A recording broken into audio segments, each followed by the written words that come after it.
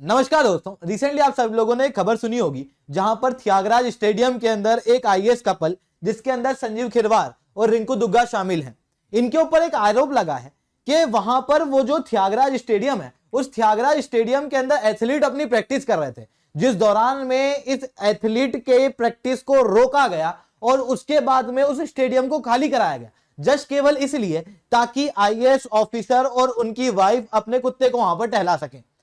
हालांकि इस खबर ने बहुत सुर्खियां पकड़ी, बट उसके बाद इमीडिएटली हम लोगों को देखने को मिला कि इन दोनों आईएएस ऑफिसर का ट्रांसफर हो गया, जिसके अंदर संजीव खिरवार को लद्दाख के अंदर भेजा गया है और रिंकू दुग्गा को अरुणाचल प्रदेश के अंदर भेजा गया। जब ऐसा हुआ तो उसके बाद में यहां पर और सुर्खियां आ गई, क्योंकि कई सारे ऐसे पॉलिटिशियंस उभर के आए, कई सारे ऐसे लोग उभर के आए कि क्यों हम लोग इन आईएएस ऑफिसर्स को जो कुछ मिसकंडक्ट करते हैं उसे हम लोग रिमोट एरिया के अंदर भेज देते हैं। जैसे अरुणाचल प्रदेश के अंदर उनको डंप कर दिया जाता है, तो ये डंपिंग कहां तक सही है? जैसे कि आपको लोकसभा की मेंबर ऑफ पार्लियामेंट देखने को मिलेगी महुआ मोइत्रा, इन्होंने एक ट्वीट किया, why shame Arunachal Pradesh by transferring errant Delhi bureaucrat here, why pay lip service to north east and then treat area like a dump for your rubbish, ministry of home affair. ऐसे करके ये tweet आया और इसके ऊपर भी काफी बातचीत चली। पर अब सवाल ये उठता है कि क्या इस तरीके से ट्रांसफर किए जा सकते हैं और ये ट्रांसफर क्यों किए जाते हैं? क्योंकि इसे पनिशमेंट पोस्टिंग भी कहा जाता है। तो ये पनिशमेंट पोस्टिंग लद्दाख, अरुणाचल प्रदेश, मिजोरम, इन क्षेत्रों में क्यों होते हैं, उन सारी चीजों को समझने की प्रयास करते हैं। पर पहले एक बात मेरी ये समझो कि जब मैं बात करता हूं ऑल इंडिया सर्विसेज की, तो Indian administrative service all India service में आती है। इसी ऑल इंडिया सर्विस के अंदर आप इंडियन पुलिस सर्विस देखोगे और इंडियन फॉरेस्ट सर्विस देखोगे। ये कॉन्स्टिट्यूशनल पोस्ट है और भारतीय संविधान के अंदर सिविल सर्वेंट को एक स्पेशल प्रोटेक्शन दी गई है according to the article 311 of Indian constitution, जिसके अंदर ये कहा गया है कि अगर सिविल सर्वेंट के ऊपर कोई भी आरोप लगते हैं तो सिविल सर्वेंट को इमीडिएटली डिस्क्वालीफाई या डिसमिस ना किया जाए, बल्कि उसकी सुनी जाए, वहां पर इन्वेस्टिगेशन की जाए और जब सारे आरोप प्रूव हो जाए और आखिरी में आप उसका पॉइंट ऑफ व्यू भी सुन लो और फिर भी आपको लगे कि नहीं वो व्यक्ति गलत है, तो ऐसे केस में डिसमिस किया जाए। जिसके बाद इस इन्वेस्टिगेशन की प्रोसेस के अंदर बहुत समय लगता है, तो इमीडिएटली किसी भी सिविल सर्वेंट को डिसमिस नहीं किया जाता। तो फिर पनिशमेंट कैसे दी जाती है? तो पनिशमेंट दी जाती है या तो उसकी पोस्ट को कम करके, उसे डिमोट करके, या तो उसे सस्पेंड करके, या ट्रांसफर करके। अब मैंने यहां पर सिविल सर्विस का नाम ना लेते हुए ऑल इंडिया सर्विस का नाम क्यों लिया? क्योंकि ऑल इंडिया सर्विस एक बहुत ही स्ट्रेटेजिक पोस्ट होती है जो कि सेंटर द्वारा नियुक्त होती है, जिनकी ट्रेनिंग भी सेंटर कराता है, जिनकी promotion demotion sub centre decide करता है, पर इनकी पोस्टिंग स्टेट के अंदर होती है कई बार, जिसके अंदर जब आप स्टेट कैडर देखते हो तो स्टेट के पास में बहुत पावर नहीं होती है इन ऑल इंडिया सर्विसेज के खिलाफ। अगर ऑल इंडिया सर्विस के किसी व्यक्ति के द्वारा कुछ भी मिसकंडक्ट किया जाता है तो सीधी सी बात है, स्टेट यहां पर डिमोट नहीं कर सकता, क्योंकि डिमोट प्रमोट करना सेंटर के हाथ में है, डीओपीटी के हाथ में। महत्वपूर्ण रूप से अगर मैं ऑल इंडिया सर्विस के अंदर इंडियन एडमिनिस्ट्रेटिव सर्विस की बात करता हूं तो यहां पर सेंटर के ऊपर यहां पर सारी पावर जो है वो रहती है। तो फिर स्टेट के पास में दो पावर बचती है, दैट इज सस्पेंशन और ट्रांसफर। जब सस्पेंड किया जाता है तो अकॉर्डिंग टू द 2015 रूल्स ये क्लियरली कहा गया है कि सस्पेंशन एक हफ्ते से ज्यादा का ना हो जब तक सेंटर ने अलाउ ना किया हो। सेंटर अगर अलाउ करती है एक हफ्ते से ज्यादा का सस्पेंशन का, तो ऑल इंडिया सर्विस के व्यक्ति को आप एक हफ्ते से ज्यादा सस्पेंड कर सकते हो। ट्रांसफर की अगर हम लोग बात करें तो ट्रांसफर कहां होता है? तो हर एक का अलग अलग कैडरे होता है। जैसे दिल्ली जो आता है वो आता है AGMUT कैडरे, ये अलग से बनाया गया है।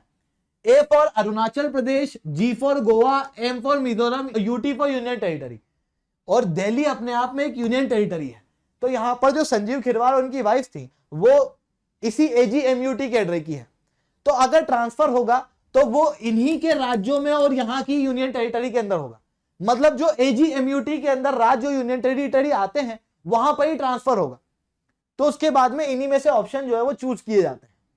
अब फिर इनके अंदर से लद्दाख और अरुणाचल प्रदेश को पनिशमेंट पोस्टिंग के लिए क्यों यूज किया जाता है उसको समझेंगे, बट उसके पहले आप लोग मेरे साथ में SRC10 टेलीग्राम ग्रुप के ऊपर जुड़ सकते हो। क्लास की अपडेट PPT PDF आपको यहाँ पे मिल जाती है। इसके अलावा अनअकैडमी द्वारा इस बार फिर रिकॉर्ड तोड़ा गया, जहां पर अनअकैडमी से इस बार टॉप 10 के अंदर 4 बच्चे, टॉप 100 में 34 और टॉप 685 के अंदर 177 बच्चे अनअकैडमी से देखने को मिले, जिसके अंदर से आप लोगों को top 3, top 4, top 6, top 5, top 16 rank Unacademy से दिखाई देगी। तो अपने लिए बेस्ट चूज करो, अनअकैडमी को सब्सक्राइब करो, क्योंकि अनअकैडमी का रिजल्ट बोलता है और अनअकैडमी के अंदर जल्दी ही प्राइस बढ़ने वाले हैं। आज लास्ट डेट है, आज के बाद से अनअकैडमी के प्राइसेस 20% तक बढ़ जाएंगे। तो जाओ सब्सक्राइब करो, SRC10 कोड का प्रयोग करो। SRC10 कोड का प्रयोग करने के बाद में आप लोगों को मेरे द्वारा पर्सनली 1-on-1 मेंटरशिप दी जाएगी। तो चलिए दोस्तों, अब बात करते हैं कि लद्दाख और अरुणाचल प्रदेश को ही यहां पर क्यों पनिशमेंट पोस्टिंग के लिए यूज किया गया। जब मैं बात कर रहा हूं AGMUT की, तो मैंने क्या कहा कि यहां पर AGMUT के अंदर यानी कि अरुणाचल प्रदेश, गोवा, मिजोरम और बाकी की 8 यूनियन टेरिटरी, यहां पर जो ट्रांसफर होता वो इन्हीं के अंदर से किसी के अंदर होता। अब जब मैं इसी सारे कैडरे के अंदर बात कर रहा हूं, इन्हीं सारे ऑपरेशनल एरिया के अंदर बात कर रहा हूं, तो मैं कह रहा हूं गोवा, मैं कह रहा हूं पुदुचेरी, मैं कह रहा हूं दमन दीव, मैं कह रहा हूं दादरा नागर हवेली, मैं कह रहा हूं लक्षद्वीप, मैं कह रहा हूं अंडमान निकोबार आइलैंड, मैं कह रहा हूं दिल्ली, मैं कह रहा हूं अरुणाचल प्रदेश, मैं कह रहा हूं मिजोरम। इनके अंदर ना आपके दिमाग में जो जगह दौड़ रही होंगी वो दौड़ रही होंगी कि यार चंडीगढ़ में पोस्टिंग दे दो मेरे को, या मेरे को गोवा के अंदर पोस्टिंग दे दो तो मजा आ जाएगा, या मेरे को दिल्ली भेज दो यार, वहां पर तो क्या मॉल है। मतलब आप समझ रहे हो कि आप ना एक बेटर लाइफ की तरफ अपने आप को इमेजिन करोगे और आप सोचोगे कि यार जो हैपनिंग प्लेस है, जैसे गोवा है, पुदुचेरी है, दमन दीव एंड दादरा नागर हवेली एक ही यूनियन टेरिटरी है। थोड़ी देर पहले मैंने 2 अलग अलग नाम ले लिए थे, तो कुछ लोगों ने अपने कंधे पे जिम्मा ले लिया था कि सर को तो मैं पढ़ा के दिखाऊंगा, और वो बस कमेंट करने जा ही रहा होगा। तो रुक जाओ, दमन दीव एंड दादरा नागर हवेली एक ही यूनियन टेरिटरी है। यहां पर आप देखोगे तो थोड़ा कल्चरल डिस्टिंक्शन है, तो कई सारे लोग यहां पर जाने की कोशिश करेंगे, ठीक है। पर अरुणाचल प्रदेश कह रहा हूं, मिजोरम कह रहा हूं, लद्दाख कह रहा हूं, यहां पर क्या है, एक्सट्रीम वेदर कंडीशन देखने को मिलेगी। यहां पर ट्राइबल आबादी आपको ज्यादा देखने को मिलेगी। यहां पर लिंग्विस्टिक गैप आपको देखने को मिलेगा, कल्चरल गैप देखने को मिलेगा, ज्योग्राफिकल प्रॉब्लम देखने को मिलेगी। ऐसी कंडीशन के अंदर रिमोटनेस देखने को मिलेगी। अब आप सोचो कि आप अपनी फैमिली के साथ वहां जा रहे हो, तो आपकी फैमिली की या फिर आपके बच्चों की पढ़ाई के अंदर कहीं ना कहीं खतरा बन जाता है। ऐसी कंडीशन के अंदर कई सारे ऑफिसर्स जो हैं इन रीजन को हार्ड रीजन के रूप में कंसीडर करते हैं। इवन कानूनों के अंदर ही 2016 के अंदर AGMUT कैडरे के अंदर ये क्लासिफाई किया गया है कि एक रेगुलर पोस्टिंग होती है कैटेगरी A और एक हार्ड कैटेगरी बनाई गई कैटेगरी B। हार्ड कैटेगरी के अंदर अरुणाचल प्रदेश, मिजोरम, लक्षद्वीप, अंडमान निकोबार आइलैंड और आपको जम्मू कश्मीर और लद्दाख देखने को मिलेगा। वहीं रेगुलर कैटेगरी हैपनिंग प्लेसेस के अंदर आपको देखने को मिलेगी दिल्ली, चंडीगढ़, गोवा, पुदुचेरी, दादरा नागर हवेली एंड दमन दीव। ये सारी चीजें हैं। अब जब मैं बात करता हूं हार्ड कैटेगरी की, तो कोई व्यक्ति यहां पर अगर पोस्ट होता है तो उसको कुछ स्पेशल अलाउंस भी दिए जाते हैं। जैसे 30 दिन की बजाय यहां पर 40 दिन की लीव दी जाती है।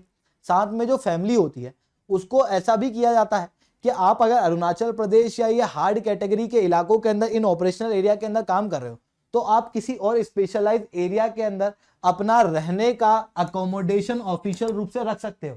मतलब एक ऑफिशियल अकोमोडेशन वहां पर रिटेन किया जा सकता है आपकी फैमिली के लिए। ये कुछ स्पेशल अलाउंस दिए जाते हैं। ये हार्ड कैटेगरी कैसे डिसाइड की जाती है, तो ज्योग्राफी है, कम्युनिकेशन, बॉटलनेक एरिया, कल्चरल और लिंग्विस्टिक डिस्टिंग्यूशन या फिर हर्डल्स के कारण, जिसके अंदर अरुणाचल प्रदेश, मिजोरम और लद्दाख को कुछ हार्ड कैटेगरी के अंदर माना जाता है।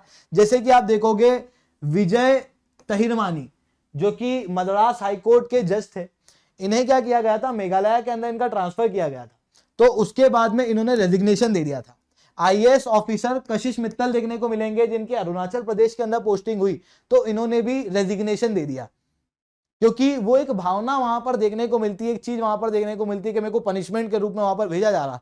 तो वही कई सारे IAS ऑफिसर, ये कई सारे ऑफिसर जो मेरे जैसे होते हैं ऑब्वियसली, उनको तो ऐसा लगता है कि यार अच्छा दिल्ली वगैरह के अंदर पॉल्यूशन से थोड़ा दूर आ गया मैं, है ना, ये कहीं की पनिशमेंट है, यहाँ पर लोग थोड़े ज्यादा अच्छे हैं, मतलब लोग ऐसे हैं जो आपको अच्छे से ट्रीट करेंगे, हॉस्पिटेबल पीपल आपको देखने को मिलेंगे, ज्योग्राफी अच्छी है, प्रकृति है साहब, है ना। तो कई सारे लोग इसको ऐसा कंसीडर करते हैं कि यार ये तो, और मेरे को तो फायदा दे दिया आपने, दिल्ली से निकाल के यहाँ भेज दिया, मजा ही आ गया। तो वहीं कुछ प्रकार के लोग ऐसे हैं जिनको लगता है कि नहीं यार ये इलाका जो है वो पनिशमेंट पोस्टिंग है।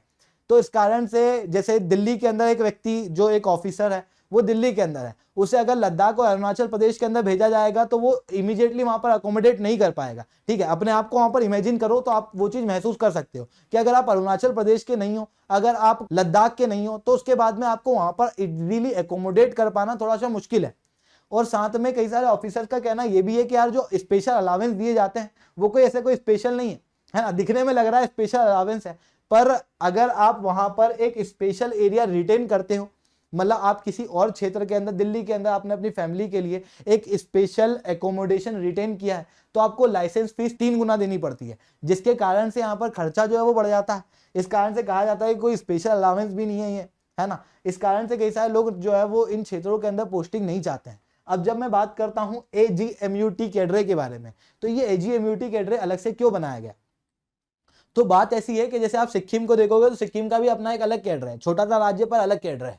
ऐसा क्यों है, क्योंकि अरुणाचल प्रदेश के अंदर सबसे पहले ये बात उभर के आई थी कि अरुणाचल प्रदेश है, मिजोरम है, यहाँ पर लोग बहुत डिस्टिंक्ट है, ट्राइबल आबादी है, खूबसूरत आबादी है, पर उनका कल्चर अपने आप में अलग है, उनकी भाषा अपने आप में अलग है। कोई नया ऑफिसर वहां पर आता है तो वो वहां के कल्चर को जस्ट सीखने की कोशिश करता है, 2 साल के अंदर उसका ट्रांसफर हो जाता है, जिसके कारण से इन राज्यों का डेवलपमेंट उस रूप से नहीं हो पाता जिस रूप से हम लोग करना चाहते हैं। तो ऐसी कंडीशन के अंदर अरुणाचल प्रदेश के अंदर ये मांग उभर के आई थी कि AGMUT एक अलग से कैटेगरी बनाई जाए, जहां पर अरुणाचल प्रदेश, गोवा, मिजोरम और बाकी यूनियन टेरिटरी जो कि काफी स्ट्रेटेजिकली लोकेटेड है, उन्हें यहाँ पर एक सेपरेट कैडरे दिया जाए।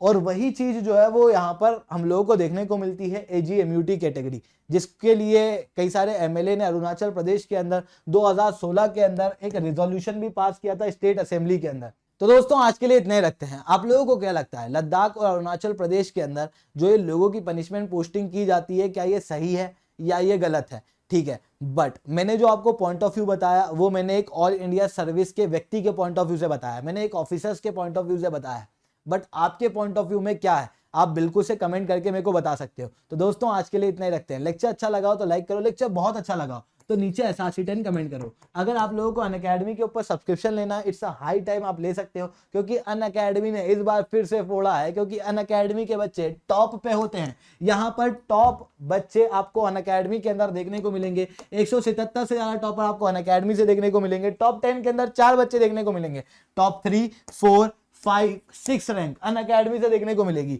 यहां तक कि AIR 16 भी अनअकैडमी से इस बार है। तो जाओ सब्सक्राइब करो, अपने लिए बैच चुनो, क्योंकि अनअकैडमी के प्राइज हाइक होने वाले हैं। आज लास्ट डेट है, आप लोग SRC10 कोड का प्रयोग कर सकते हो, जिसके बाद में आप लोगों को मेरे द्वारा पर्सनली 1-on-1 मेंटरशिप मिलेगी, जहां पर मैं आपको बताऊंगा आपको क्या पढ़ना है, किस तरीके से पढ़ना है, कौन से टॉपिक के ऊपर क्या ध्यान देना है। साथ में हर हफ्ते मेरे द्वारा टारगेट दिए जाएंगे। तो जाओ सब्सक्राइब करो, अपने लिए बैच चुनो। आज के लिए इतना ही। जय हिंद, जय भारत।